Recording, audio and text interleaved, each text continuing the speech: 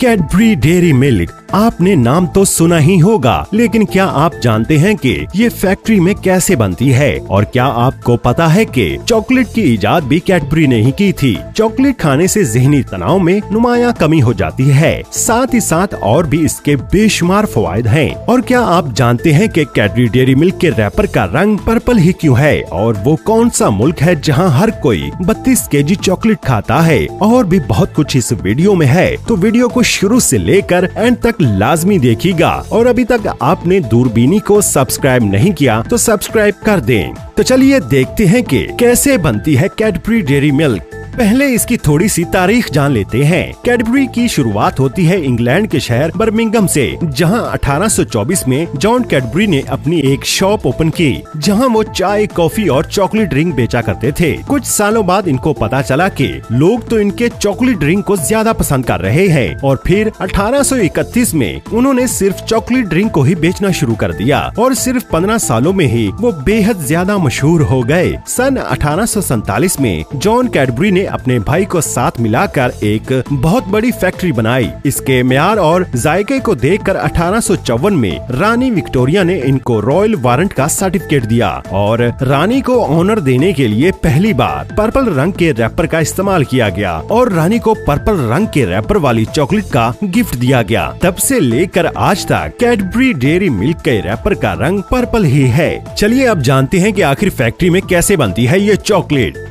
Chocolate की शुरुआत होती है एक फलदार दरख्त से, जिसको कोको ट्री कहते हैं। दरख्त से फल को तोड़कर एक जगह इकट्ठा कर लिया जाता है, फिर इनको तोड़कर इनके अंदर से सीड्स को निकाल लिया जाता है। बाद में इन सीड्स को 3 से 4 दिन तक धूप में सुखाया जाता है।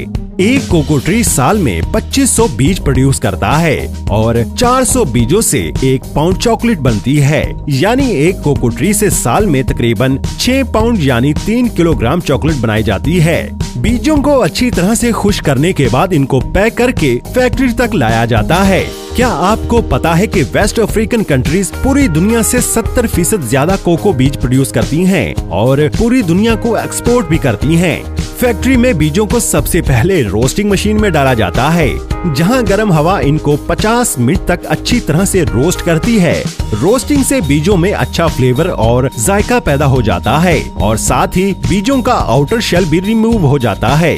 बाद में इनको एक एक्सट्रैक्टर से गुजारा जाता है।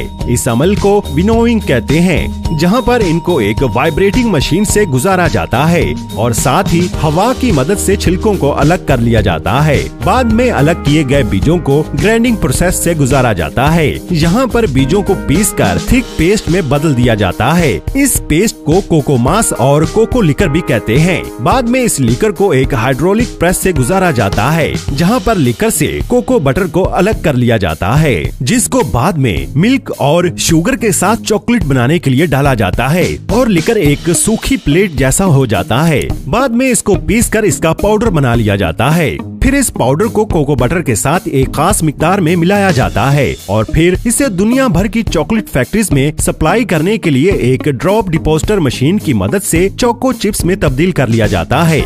आइए देखते हैं कि डार्क चॉकलेट और मिल्क चॉकलेट कोको मास, कोको बटर, मिल्क पाउडर और शुगर से कैसे तैयार की जाती है। पहले चोको चिप्स को मेल्टिंग मशीन में डाला जाता है, जहां हाई टेम्परेचर से चिप्स पिघल जाती हैं। उसके साथ ही कोको बटर को भी मेल्ट करने के लिए भेज दिया जाता है। मिल्क चॉकलेट बनाने के लिए इसमें सभी चीजों के साथ मिल्क पाउडर भी डाल दिया जाता है, लेकिन यहाँ पर अभी डार्क चॉकलेट ही बन रही है। उसके बाद इस पिघले हुए कोको बटर और कोको मास को स्टील के बड़े टैंक्स में रखा जाता है। जैसे कि शुगर चॉकलेट का एक अहम इंग्रेडिएंट है, इसीलिए इसे सबसे ज्यादा तवज्जो की जरूरत होती है। शुगर को एक बड़ी छलनी में डाला जाता है, ताकि बैरूनी अज्जा आसानी से अलग किए जा सकें। इसके बाद इसे शुगर साइलो में भेज दिया जाता है। ये सब इंग्रेडिएंट्स वैन सेलों में पहुंचाए जाते हैं। फिर इन इंग्रेडिएंट्स को कंटिन्यूअस मिक्सर में मिक्स किया जाता है। ये खुदकार मशीन इंसानी काम बहुत कम कर देती है। प्रोडक्शन प्लान के मुताबिक सब इंग्रेडिएंट्स जैसे कि मिल्क पाउडर, कोको बटर और कोको मास को मिक्सिंग लाइन में भेजा जाता है।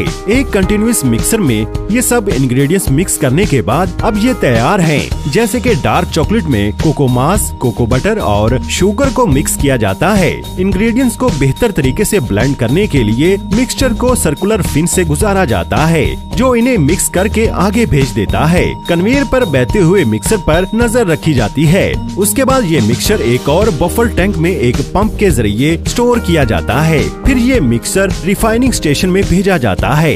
एक सिल्की और स्मूथ टेक्सचर बनाने के लिए रिफाइनिंग सबसे अहम मरहला होता है। चॉकलेट में मौजूद कोको सॉलिड्स और शुगर क्रिस्टल्स के ज़रात को कम करने के अमल को रिफाइनिंग कहते हैं। इसका मकसद 18 से 22 माइक्रोन के साइज के पार्टिकल बनाना है। क्या आप जानते हैं कि 30 माइक्रोन पे हमारी ज़बान टेक्सचर और खुरखरेपन महसूस करने की सलाहियत खो देती है। ब्लेंड किए हुए मिक्सचर को 3 रिफाइनर के सेट से गुजारा जाता है। 2 रोल रिफाइनर, 10 रोल रिफाइनर, बाल मिल्स, जो कि चॉकलेट मास की बार बार रिफाइनिंग करने के लिए इस्तेमाल किए जाते हैं। ये प्रोसेस चॉकलेट मास को मतलूबा स्मूथनेस लेवल पे ले आता है। इस तमाम प्रोसेस में टेम्परेचर और मॉइस्चर को कंट्रोल रखा जाता है। इस ब्लेंड और रिफाइन किए हुए मिक्सचर को एक वाइब्रेटिंग स्लीव रिफाइनर से गुजारा जाता है। इस मशीन से ये पता चलता है कि ब्लेंडिंग में कोई क्रिस्टल तो नहीं रह गया। अब ये मिक्सर काउंच के सेट से गुजारा जाता है। इस प्रोसेस में चॉकलेट ब्लेंड को कुछ घंटों के लिए हीट पर रखकर मजीद मिक्स किया जाता है। इस मरहले में लेसिथिन, जो कि एक वेजिटेबल सॉस फैट की तरह होता है, उसकी बहुत मामूली सी मिकदार ऐड की जाती है। लेसिथिन चॉकलेट के लिए बहुत अहम होता है क्योंकि ये चिपचिपाहट को कम करता है, चॉकलेट के फ्लो को बढ़ाता है और इसकी फ्रेशनेस को भी बढ़ाता है। इसके बाद चॉकलेट को मजीद हीट दी जाती है ताकि गैर जरूरी फ्लेवर्स खत्म किए जा सकें। अब काउंच से अगले चॉकलेट मिक्सर को मोल्डिंग स्टेशन में भेजने के लिए साइलोस में स्टोर किया जाता है। तहाँ मोल्डिंग स्टेशन भेजने से पहले ये चॉकलेट मिक्सर को एक टेम्परिंग मशीन में रिक्रिस्टलाइजेशन के लिए भेजा जाता है ताकि चॉकलेट को मजीद स्मूथ किया जा सके। मुझे जानकर हैरानी हुई कि चॉकलेट बनाने में इतने कॉम्प्लिकेटेड मराहल भी आते हैं। आपको ये मराहल कैसे लगे हमें कमेंट बॉक्स में जरूर बताइएगा। अब बारी आती है मोल्डिंग की। ये चॉकलेट को बार की शेप देने का काम करते हैं। एक ऑटोमेटिक मशीन मोल्ड ट्रे को एक कन्वेयर पर पलटती चली जाती है, जिसके बाद इन ट्रेस को नीट एंड क्लीन किया जाता है और फिर रोटरी डिपोजिटर स्टेशन पर इन ट्रेस में चॉकलेट भरी जाती है। जैसा कि आप इस वक्त देख रहे हैं, यह मंजर बहुत ही खूबसूरत है। अगले मरहले में इन ट्रेस को ठंडा करने के लिए कूलिंग चैम्बर में रखा जाता है। अब बारी आती है सबसे लास्ट स्टेप की, यानी कि पैकिंग की। लेकिन उससे पहले सभी चॉकलेट्स को मेटल डिटेक्टर से गुजारा जाता है, जिसके बाद बारी आती है इनको पैक करने की। क्या आप जानते हैं कि 100 ग्राम चॉकलेट में तो सिर्फ 50 ग्राम शुगर ही होती है। ये फैक्ट्री 1 मिनट में 400 चॉकलेट बार्स बना लेती है।